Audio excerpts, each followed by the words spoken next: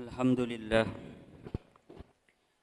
Alhamdulillahilladzi iftataha ashhural hajji bi syahri Syawal wa ja'alahu majjaron linailil fadaili wal ifdal wa ayqadha fihi dawil himamil 'aliyati wal ahwal al-'alimina bi annahum fi hadhihi ad-dar 'ala yaqini adh-dha'ni wal irtihal fa subhanahu min ilahin 'azimin munfaridin bi sifatil kamal. Ahmaduhu subhanahu wa ta'ala hamdan kathiran mubaraka kama yuhibbu wa yarda ghayra mustaghnan anhu fi halin minal ahwal wa ashkuruhu wa ayadihi ala syakirihi dawal wa ashhadu an la ilaha illallah wahdahu la syarika lahul kabirul muta'al wa ashhadu anna muhammadan abduhu wa rasuluhu sadiqul maqal. Allahumma salli wa sallim ala abdika wa rasulika sayyidina Muhammadin wa ala alihi wa sahbihi khairi sahbin wa al. Amma ba'du fa ya ayyuhan nas ittaqullaha ta'ala. Para sidang Jumat rahimakumullah. Mari kita bersama-sama untuk senantiasa memanjatkan puja dan puji syukur kita kepada Allah Subhanahu wa ta'ala, karena pada siang hari ini, pada hari ini kita ditakdir oleh Allah Subhanahu wa ta'ala, ditakdir menjadi bagian dari orang-orang pilihan, di mana Allah Subhanahu wa ta'ala mendorong hati kita untuk bisa sampai kepada masjid mulia ini dalam rangka melaksanakan ibadah sholat Jumat, dengan harapan semoga amal ibadah yang kita lakukan baik di bulan Ramadan kemarin dan di bulan Syawal ini semuanya diterima oleh Allah Subhanahu wa ta'ala. Kita dijadikan oleh Allah Subhanahu wa ta'ala orang-orang yang benar, suci zahiran wa batinan, baik dari dosa yang berkaitan dengan Allah dan dosa yang berkaitan dengan sesama. Sebulan penuh kita sudah melaksanakan ibadah-ibadah di bulan Ramadan, yang tentunya itu semua adalah ibadah-ibadah kita kepada Allah atau yang diistilahkan hakkullah.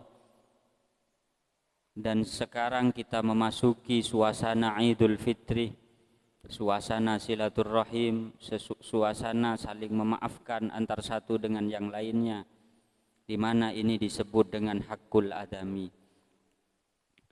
Ba'dul ulama mengatakan bahwasanya hakullah mabniun alal musamaha. Dosa yang berkaitan dengan Allah itu sangat mudah untuk dimaafkan. Dosa yang berkaitan dengan Allah sangat mudah diampuni oleh Allah Subhanahu wa ta'ala. Cukup kita benar-benar beristighfar, memohon ampunan dengan niat tidak akan mengulangi dan menyesali terhadap apa yang sudah dilakukan dan berhenti terhadap perbuatan-perbuatan jelek tersebut. Insya Allah dengan kasih sayang Allah kita akan diampuni oleh Allah Subhanahu wa ta'ala. Tapi tidak dengan dosa hakul adami, dosa-dosa yang berkaitan dengan sesama, dosa-dosa yang berkaitan dengan saudara, dosa-dosa yang berkaitan dengan teman, dosa-dosa yang berkaitan dengan tetangga kita. Maka Allah Subhanahu wa ta'ala tidak bisa mengampuni dosa kita dengan puasa Ramadan kita.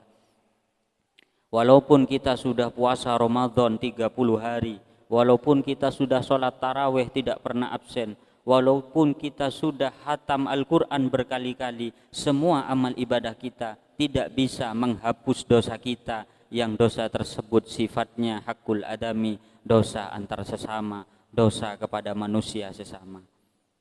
Maka dari itu Allah Subhanahu wa ta'ala mengampuni dosa kita yang berkaitan dengan sesama jikalau yang bersangkutan, orang yang kita zalimi, telah mengampuni kita, telah memberi maaf kepada kita. Maka pada bulan Syawal ini yang masih sangat terasa momen lebaran Idul Fitri, maka alangkah baiknya kita saling meminta maaf antar satu dengan yang lainnya. Karena di dalam Al-Quran Allah Subhanahu wa ta'ala menyebutkan dua amal ibadah yang Allah tidak memberitahu tentang berapa besar pahalanya. Ada di dalam Al-Quran dua amal ibadah yang oleh Allah Subhanahu wa ta'ala tidak diberitahu berapa nominal pahalanya. Tentunya dari saking besarnya pahala amal ibadah tersebut. Kalau versi hadis, amal ibadah satu-satunya ibadah yang dirahasiakan oleh Allah pahalanya tiada lain puasa Ramadan.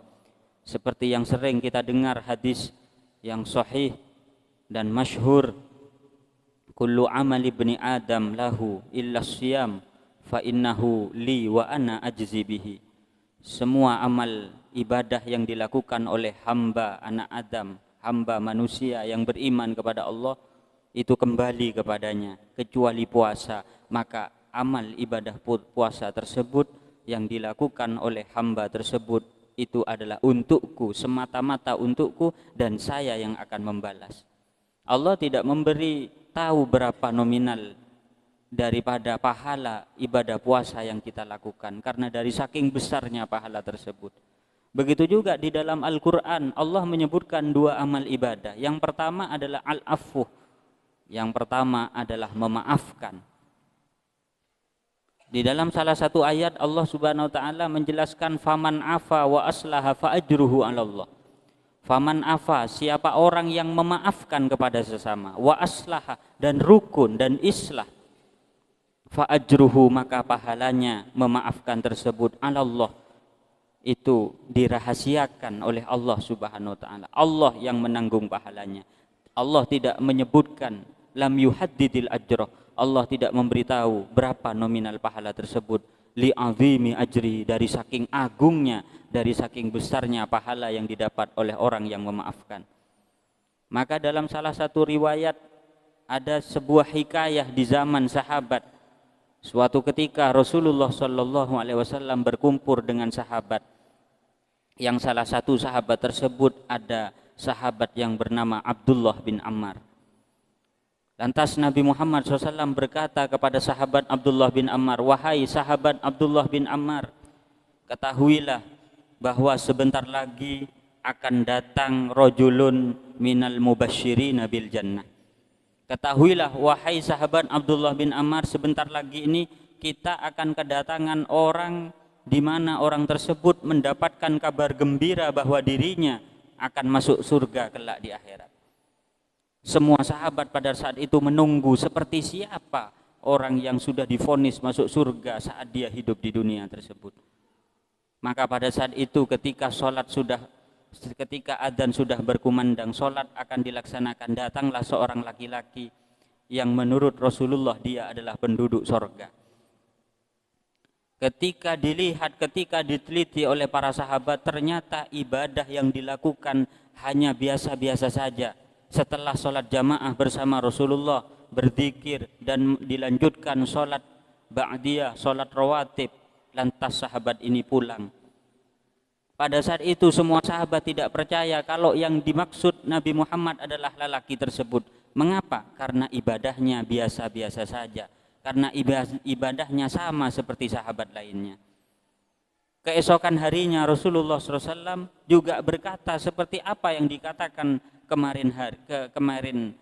kemarinnya itu. Wahai para sahabat, sebentar lagi akan ada pemuda, ada seorang laki-laki yang dia mendapatkan kabar gembira dari Allah Subhanahu wa ta'ala bahwa dia adalah min ahlil jannah, termasuk penduduk surga. Ketika sahabat semua menunggu karena penasaran seperti apa ibadahnya orang laki-laki yang sudah divonis oleh Rasulullah masuk surga. Lantas yang terjadi adalah yang datang adalah orang laki-laki kemarin yang datang untuk seperti biasanya melaksanakan ibadah bersama Rasulullah. Sahabat juga tidak percaya, masih ragu apakah ini yang dimaksud oleh Rasulullah bahwa dia adalah orang yang termasuk min ahlil jannah, termasuk penduduk sorga, karena dilihat ibadahnya biasa-biasa saja. Keesokan harinya, hari ketiganya, ternyata Rasulullah juga berkata seperti apa yang dikatakan kemarin harinya. Pada saat itu sahabat Abdullah bin Ammar penasaran dan mengikuti jejak langkahnya orang tersebut sampai ke rumahnya. Dan sampai ke rumahnya sahabat Abdullah bin Ammar mengetuk pintu seraya berkata, "Assalamualaikum." "Waalaikumsalam, silahkan masuk." Dan sahabat Abdullah bin Ammar pada saat itu izin kepada orang laki-laki ini untuk bermalam selama 3 hari di rumahnya orang laki-laki tersebut, tiada lain karena penasaran apa ibadah yang dirahasiakan di dalam rumahnya sampai dia tergolong orang yang mendapatkan kabar berita gembira dari Allah bahwa dia adalah termasuk penduduk sorga. Ketika malam pertama dilihat ternyata orang ini tidur. Hari kedua pun tidur, tidak ada ibadah istimewa yang dilakukan. Dia tidak tahajud, dia tidak berzikir, dia tidak sujud, dia tidak sholat. Tidak sholat witir dan ibadah-ibadah lainnya. Maka sahabat Abdullah bin Ammar tambah ragu apa rahasia ibadah yang dilakukan oleh seorang laki-laki ini. Mengapa Rasulullah menunjuknya sebagai orang yang mendapat kabar gembira bahwa dirinya kelak akan divonis masuk surga oleh Allah Subhanahu wa taala. Hari ketiga sebelum pamit pulang, sahabat Abdullah bin Ammar bertanya, "Wahai pemuda, wahai ya sahibi, wahai ya sodiki, wahai saudaraku, wahai temanku, saya mendengar bahwa engkau adalah salah satu orang yang mendapat kabar gembira bahwa engkau masuk surga, dan ini berita dari Rasulullah. Apa sesungguhnya amal ibadah yang engkau rahasiakan? Karena mulai pertama saya tahu sampai malam ini saya tidak menemukan ibadah istimewa dari dirimu." Apa yang dijawab oleh orang laki-laki ini? "Wahai saudaraku, aku tidaklah memiliki ibadah yang istimewa. Aku tidak punya tirakat yang istimewa. Aku bukanlah orang yang khatam Al-Quran sekian kali dalam 1 bulan. Aku juga bukan orang yang ahli berzikir. Amalanku mulai dulu sampai sekarang adalah ketika ada seorang yang menyakitiku, dia yang mendolimiku, baik meminta maaf ataupun tidak minta maaf, sudah aku maafkan duluan. Ketika ada orang menyakitiku, ketika ada orang mendolimi diriku, dia minta maaf ataupun tidak, saya sudah memaafkan duluan." Ini adalah amalan yang membuat seorang laki-laki ini mendapat kabar gembira dari Allah Subhanahu wa taala bahwa dia termasuk min ahlil jannah.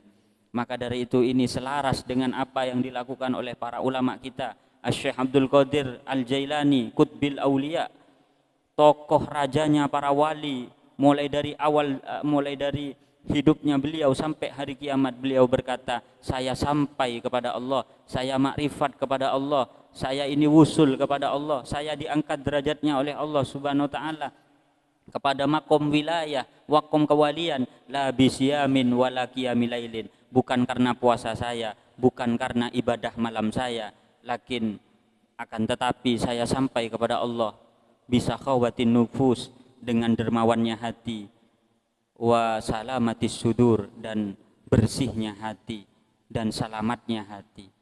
Ini adalah salah satu amalan yang oleh Allah di dalam Al-Quran tidak dijelaskan berapa pahalanya.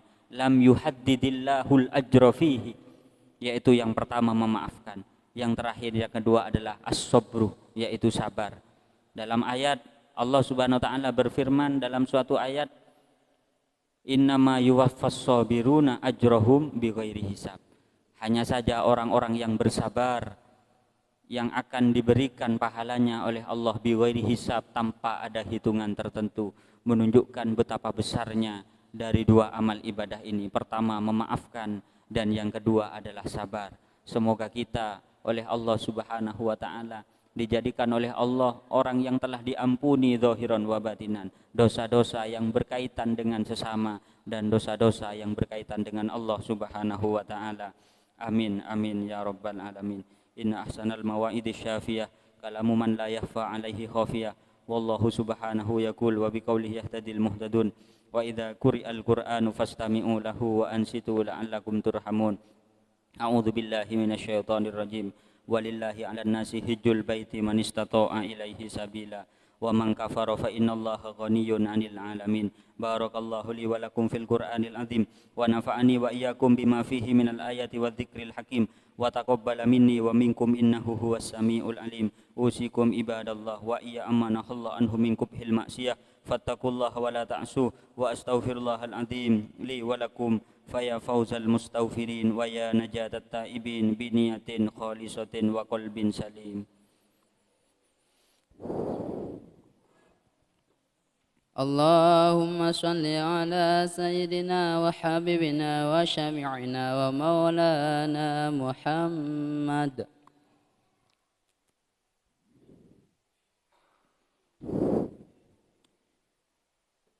الحمد لله حمدا كما أمر وأشهد أن لا إله إلا الله وحده لا شريك له إرغاما لمن جحد به وكفر وأشهد أن سيدنا محمدا عبده ورسوله سيد الإنس والبشر. اللهم صل وسلم على سيدنا محمد وعلى آله وصحبه ما اتصلت عين بنظر وأذن بخبر.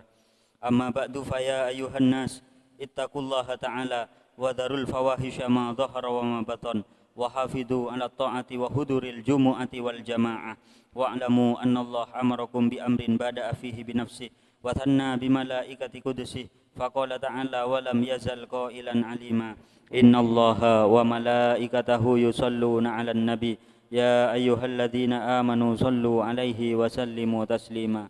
اللهم صل وسلم على سيدنا محمد وعلى آل سيدنا محمد كما صليت على سيدنا إبراهيم وعلى آل سيدنا إبراهيم في العالمين إنك حميد مجيد.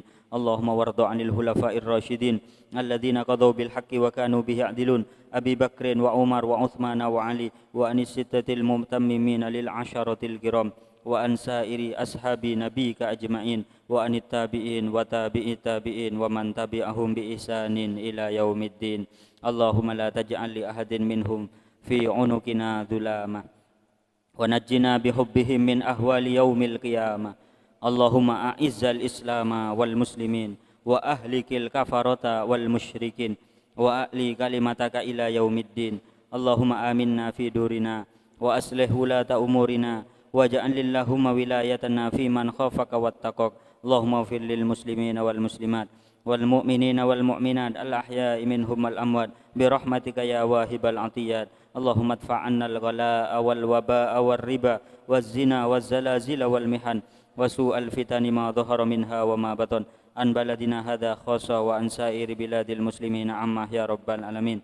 ربنا آتنا في الدنيا حسنة وفي الآخرة حسنة وقنا عذاب النار. عباد الله إن الله يأمر بالعدل والإحسان وإيتاء ذي القربى وينهى عن الفحشاء والمنكر والبغي يعظكم لعلكم تذكرون. فاذكروا الله العظيم يذكركم واشكروه على نعمه يزدكم واسألوه من فضله يعطكم ولذكر الله أعز وأجل وأكبر.